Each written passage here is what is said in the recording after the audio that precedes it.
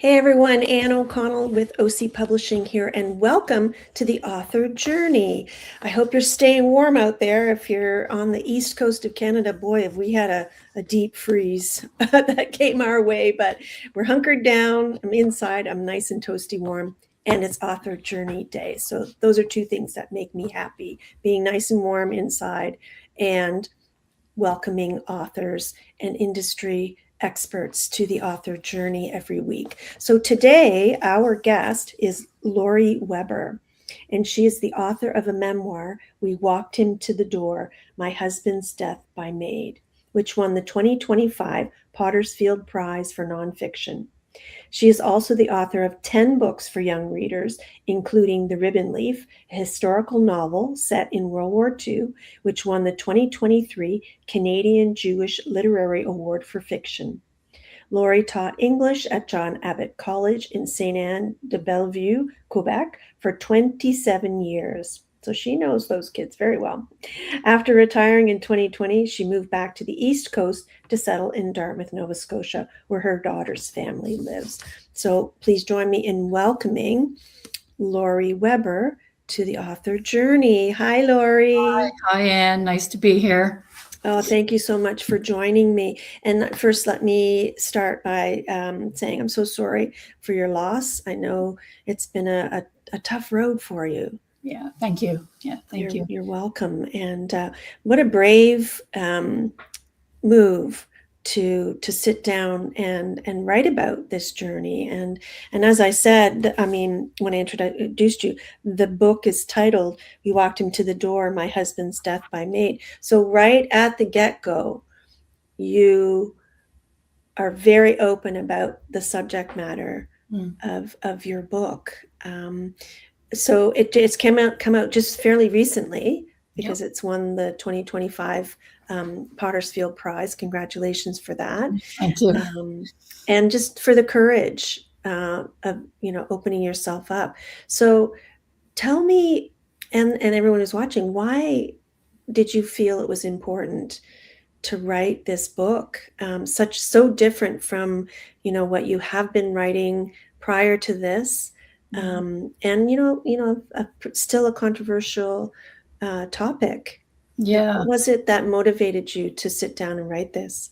Oh, boy, seems like an easy question, but it's kind of a tough one to answer because I'm not totally sure of the answer myself. After I moved here and got settled in and everything, and I thought, well, I want to start writing again. I hadn't written anything for several years, while Ron was really sick, and nothing else would come to me other than this story.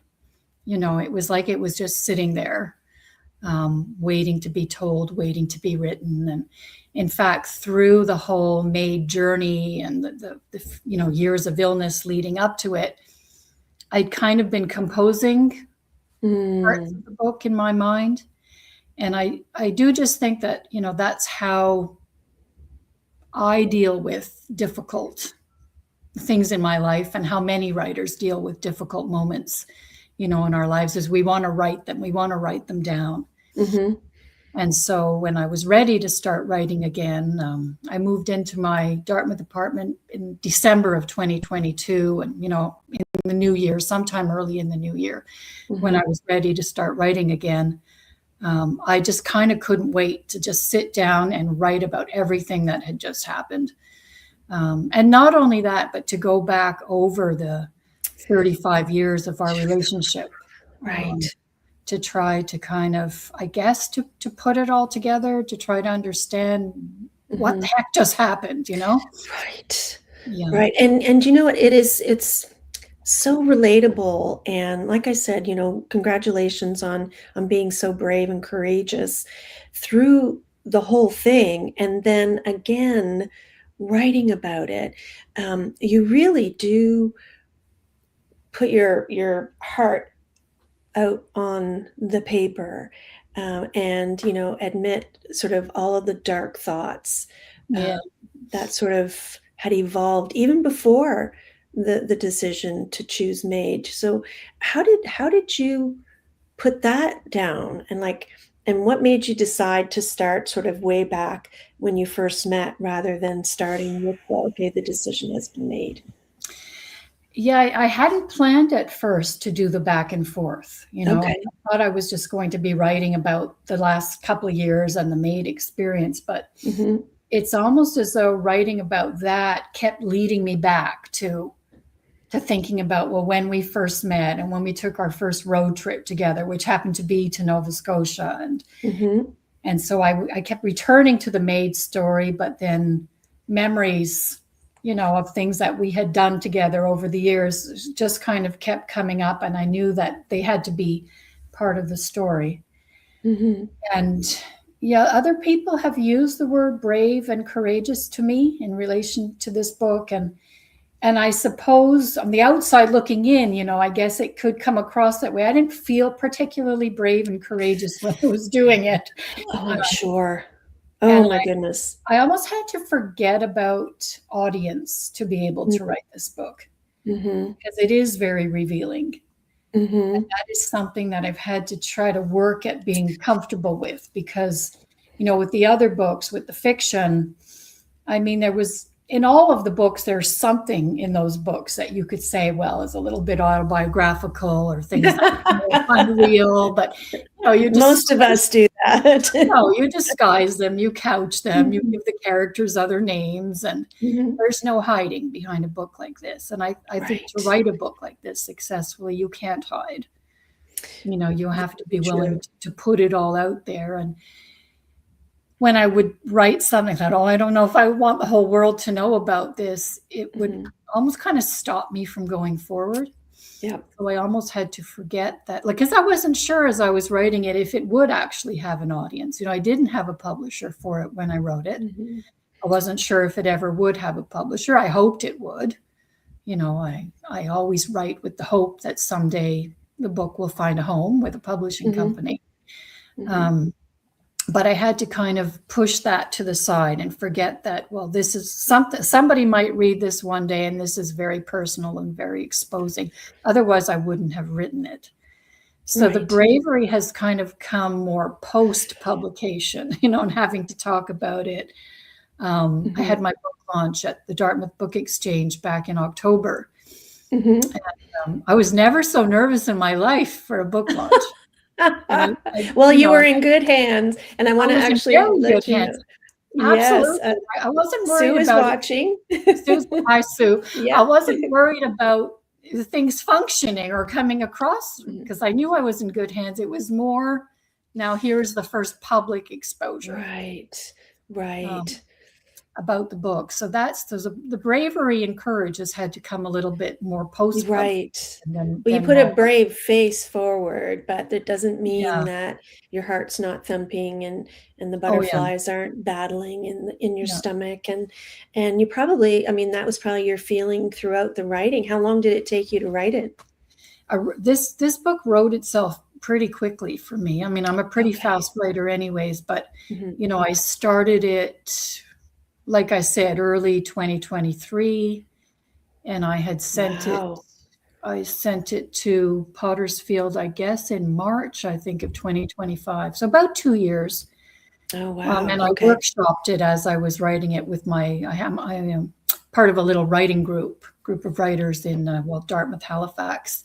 Excellent. And so I had workshopped it with my group, and I had also sent it out for a professional read by Kelly S. Thompson, who's written a couple of memoirs.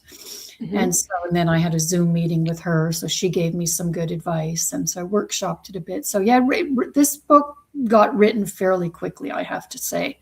But I really feel like it was all sitting there. Like that's the difference, because the material, I wasn't searching for material. Material was there, And when you were like in the middle of what was happening, so as your husband Ron was getting more and more ill and his pain levels were escalating, was there ever a thought in your mind that one of these days I'm going to write about this? I think so, most probably, because that's just how I am. Yeah. I was the same when my father was dying in the hospital in 2017. I was taking notes as it was happening. I mean, I Yeah. had pockets full of notes everywhere. Yeah. Everything he would say, I would write down. It's that desire to record your life and to record the world, I think, is just part of being a writer. Yes. Oh, absolutely. Yeah. So I Yeah. think I probably knew, I mean, I didn't know so concretely or specifically when I would do it, but I think, like I've often wondered, was it fair of me to write Ron's story without his blessing? That was an issue for me for a while. But then I thought, well, first of all, he had already told his story to Dying with Dignity Canada in a series of video interviews. So much of his story was already public. And then I told myself, Lori, he knew you so well. He would not have been at all surprised that this is what you did with this experience. And I would have had his blessing. He was, a huge supporter of my writing. This is your story of your experience. Do you know what I mean? Like it's based on, his years of suffering, and then the ultimate decision, and then, his peaceful death. And I have also experienced or been with a dear friend. She chose MAID as well.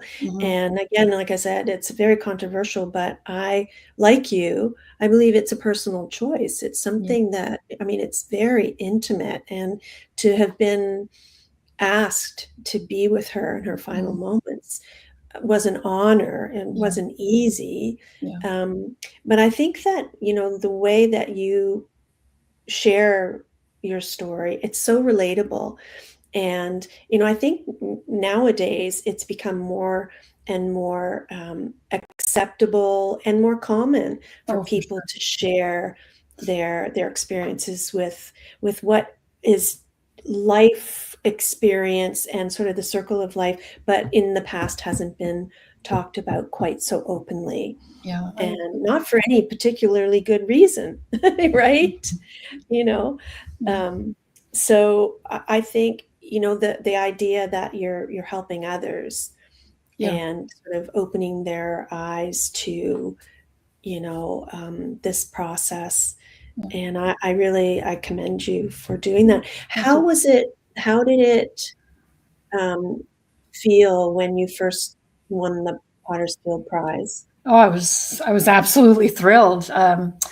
I'd seen the prize in 2024. I hadn't heard about it, to be honest, before moving here, but I'd seen it, and I'd seen, the winners announced in 2024. So in the back of my mind was this little, well, maybe. Right. If I can ever get this book finished, maybe that would be a good place to submit it. Yeah. And so no, I was really absolutely thrilled to win the prize. It was a big honor. Well, congratulations. And, getting the word out and helping people, maybe deal with their own situations and, kind of, sit with those thoughts. So why don't you give us a little example? Would you like to read a piece? Okay. That would be great. Well, I thought I would read, first of all, a bit about the cover. It's the first time ever that I've had a publisher who was keen or willing to use my own photographs for the cover. And I had told Leslie Choice that the lake, when Ron died, we were living in an apartment building in Dorval, just outside of Montreal, and we had a view of the lake, of Lac Saint-Louis. And walking along the lake was a really huge part of our journey together. And Ron, we took a lot of comfort. We had a lot of wonderful times walking along that lake, right up almost to the end. And so I had asked him if he would be open to using some of the photographs that I had taken of the lake. And so this was always one of my favorites of Ron. This was taken probably in, I would say, March or April of 2022. And you can see that he's walking out on a pier. It's this Pine Beach Park in Dorval. And so what they did was they used this picture, and then they used another one of my pictures for the sky. And so when I wrote the prologue, I was actually basing it on this picture that I had come across one day looking through my file. So I was really very thrilled that he was open to me using this cover, using these pictures for the cover of the book. So I'll just read to you from the prologue. It's not very long. I found a picture of Ron today. It's one of my favorites, even though he's facing away from the camera. We're at Pine Beach Park in Dorval on the banks of Lac Saint-Louis, which is really the St. Lawrence River opening up into a large bay. There's a boat launch there where 2 metal piers jut into the lake, offering a lovely view east toward Lachine, where Ron grew up, and west toward Point Claire, where we raised our daughter. Ron's in his winter jacket and hat, so it must have been cold. Then again, he was always cold.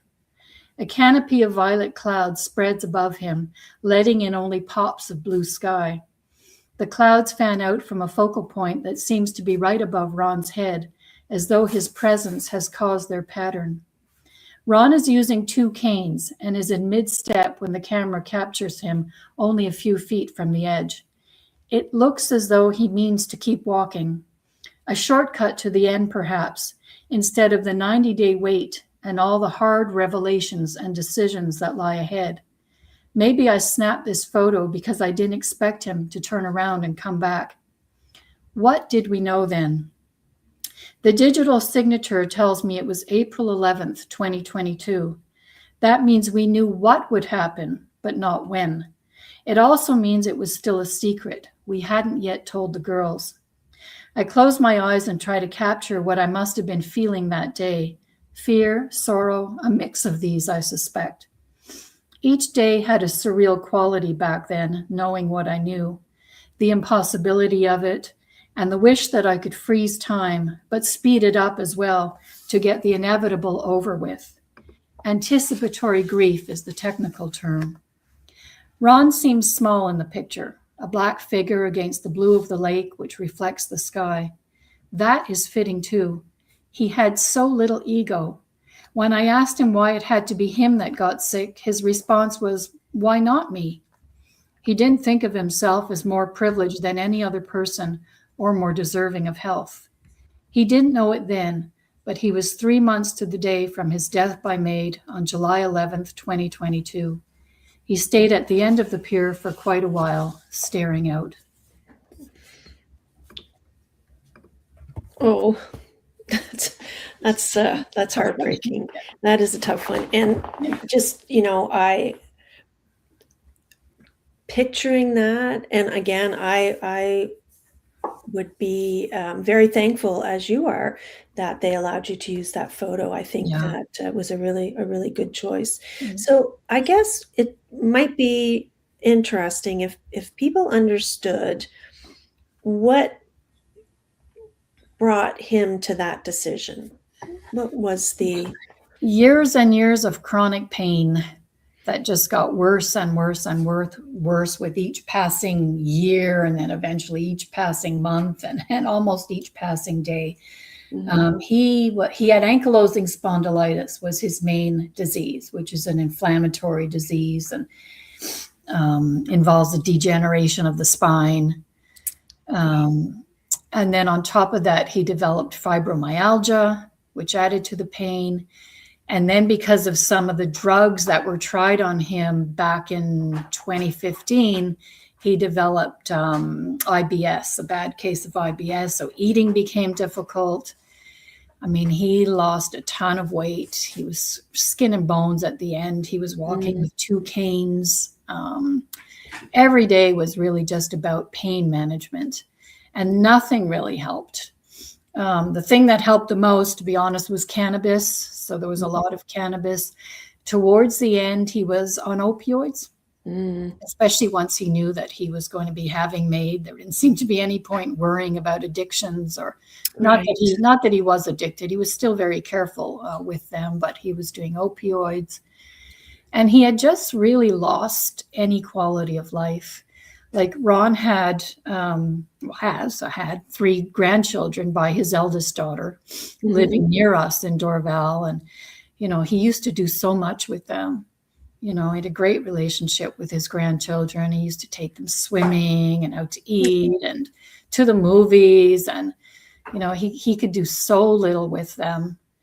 We had stopped going out to restaurants, or, we could do little walks by the lake. That was kind of our outing. And he just felt that slowly but surely all quality of life had been stripped away.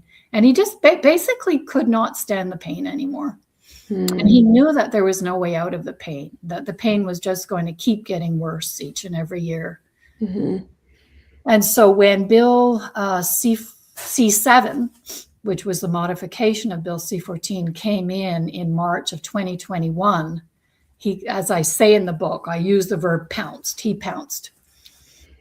Because with Bill C7, you didn't have to have a chronic illness.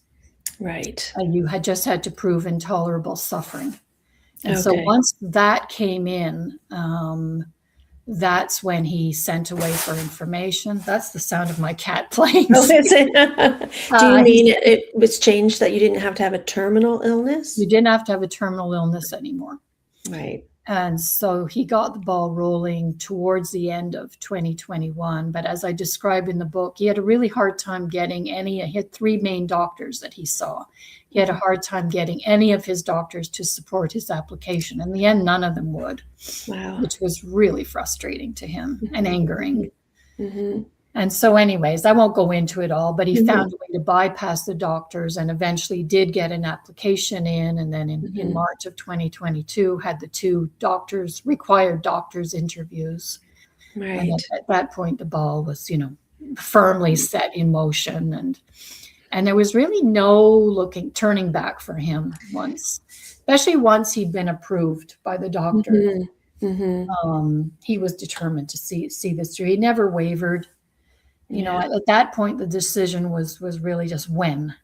Right. I do this. Well, and I guess it's, we have to have some sympathy for doctors who are conflicted, right? But there's always lots of different sides to stories. And well, it frustrated him because his GP had said he would support him when he first mentioned it.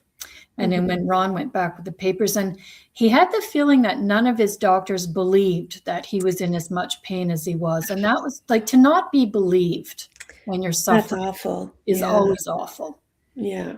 And so it was such a relief in a way when the palliative care doctor came to the house to do the interview that he believed Ron. And I said in the book that even if he wasn't approved, that was almost enough just to see that he'd been believed for once. Yeah, the invisible illnesses, are very misunderstood. You know. And I think with Bill C7 too, that doctors, it was so new. Yes, and it still is in the grand scheme. Yes. Yeah. And it wasn't clear cut. Like, I'm assuming for a doctor, if somebody has a terminal illness, well, it's fairly clear cut. We know you're going to die. We don't exactly know when, but with this, the catch is that you have to be able to prove that you have intolerable suffering and that you've tried every possible cure. And I think the doctors weren't convinced of either. And so some of his doctors, one doctor wanted him to read a book called Eat Dirt, which was about changing your diet for information.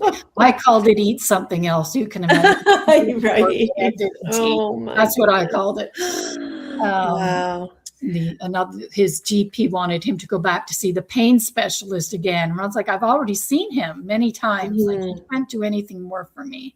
Right. And it's just more pills, right? Just more pills. Yeah. So that was very frustrating to him. So, we all, just as his family, had to accept that this was going to happen. And you enter a very surreal mode of existence at that point. I can only a bubble. Imagine. It's this bubble or this box, and there's the outside world, and then there's what's happening. In the family. And people watch, and you in the book, it's the heartbreaking moment when the moving truck comes and you have decided to have separate apartments just to manage things. to the best of your ability. And, everybody has an opinion. Oh, yes. But that is so difficult because, you might be inside your bubble, but there are still people looking in, but Yeah. you've broken that bubble and you have written a book and you've bared all. And, I imagine Yes, I have. what is your hope? Somebody reading the book, what do you hope they come away with? But maybe just to demystify the MAID process a little bit, and to encourage people to make sure that they have a good support group in place.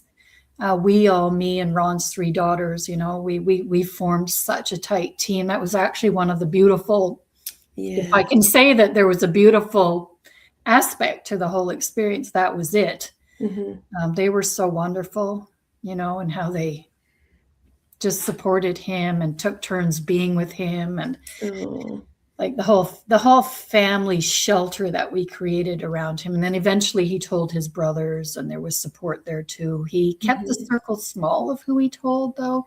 He didn't tell friends and colleagues. Well, he told his best friend like towards the very end. And but just I guess to give people a sort of bird's eye view of what the MAID experience can be like, or was like for one family. It's going to be different for everybody. Yeah. And I suppose that's the main thing that I hope people get out of reading the book.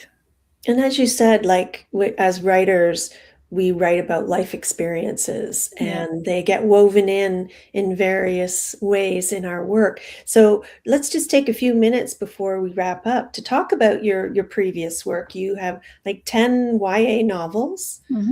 So what was the biggest difference between writing like fiction for young readers versus a memoir of a difficult time in your life? I guess, as we talked about at the beginning, just that knowing that this is so personal and people are now going to know everything about our relationship, the good, the bad, and the ugly, the hard times, the good times. I guess just that, the exposure and the composition to a certain extent was different. My writing habits were the same. I write very early in the morning. But, with fiction, you're searching for plot and you're thinking about, well, what happens next? And, there wasn't really any searching for plot here. It was already there. It was there. There was a bit of, dealing with structure, dealing with the back and forth, going back in time, and then always making sure that I return to the MAID story. Right. So there are a few differences like that. But the actual sitting down and composing didn't feel all that different. Yeah. And now, are you taking a little bit of a break, or do you have another story underway? Yeah, well, I'm in the process. I've just signed a contract actually for a young adult dystopia. That will be my first Brownwood books. And it's a book that I actually had written already. I don't think I could have written that book now. I'm not sure if I can write YA again, having gone through this. We'll see. Time will tell. Yeah. But this is a book that I had written about at least 15 years ago, and then every now and then pull out again and work on. And so once the memoir was more or less finished, I pulled that out and worked on it and sent it out to Groundwood, and they loved it. And so I've signed a contract with Groundwood. So now we're in the editing process with that book now. That's awesome. So let's tell us about the other books that you've written. Well, my last one was The Ribbon Leaf, which was a book set during World War II, set in Germany and Montreal, about the friendship between a Jewish girl and a German girl. And for that one, I drew quite a bit on my father's own experiences growing up in Nazi Germany during the war. That's another one that I always knew I would write one day. But it was a long process. That was about a 10-year job, I would say. Wow. A ton of research. I went to Berlin for 6 weeks to do more research. Wow. Yeah. So that's the challenge of historical fiction. Yeah. You know what I mean? That there's still, a level of accuracy that you have to strive for. There are certain things that you're going to, of course, make up around the factual part of it. So what is this Klepto? Klepto was my first published book. So that was Okay. part of the Side Street series published by Lorimer Books, which is part of Formac Publishing. Yep. So there were 4 books that came out in that Side Street series.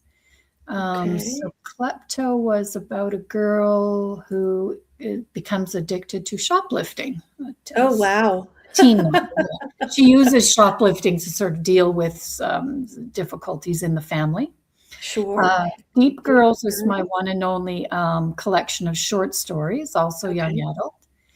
And I see My Granny Loves Hockey on there. That's my one and only picture book. That's so cute. Yeah. Oh, lots and lots of great stuff to explore on your website. So I'm hoping as people want to learn more about your books and maybe have a look at your newest book that was an award winner, that was very heartfelt and passionately told. We walked into the door. And gosh, I want to thank you so much for joining us and being so open and sharing your story. And we'll just keep watching to see what's coming next. Okay, well, thank you very much for having me. I really enjoyed talking to you. Excellent. Well, and if anybody wants to learn more about Lori, I've shown the website, but once more, Lori-Weber, WEBER.com. And you'll learn more about Lori and all of the books that she's written. So we'll stay in touch. Yeah, for sure. And thank you all for joining us on the author journey today. I'm Anne O'Connell with OC Publishing. I hope you have very, very happy holidays. We're going to take a little break. Then we have another show next week and then a break. But join us next week. And in the meantime, hope you're reading a great book.